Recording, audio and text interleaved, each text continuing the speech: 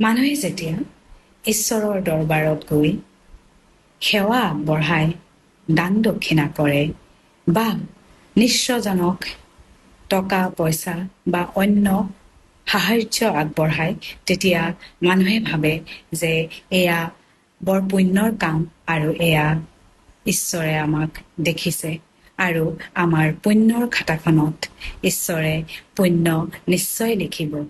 ঠিক তেনেদৰেই যেতিয়া আমি কিবা বেয়া কাম কৰোঁ, তেতিয়া এই কথাটো কিয় নাভাবো বাৰু যে এয়াও যে ঈশ্বৰৰ দৃষ্টিত পৰি আছে, এয়াও যে ঈশ্বৰৰ খাতাখনত লিখা হৈছে যে বেয়া কামৰ হিচাপ ভাল কামৰ দৰে ঈশ্বৰে লিখে।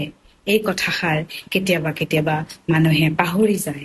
সেয়েহে দান দক্ষিণা বা ভগৱানৰ চৰণত টকা পইচা আগবঢ়াই নাইবা নিঃস্বজনক সহায় কৰে যেনেদৰে, কিন্তু তেনেদৰে কিবা কিবি বেয়া কাম কৰা অৱস্থাটো পাহৰি যায় যে সেয়াও নিশ্চয়েই ঈশ্বৰে দেখি আছে।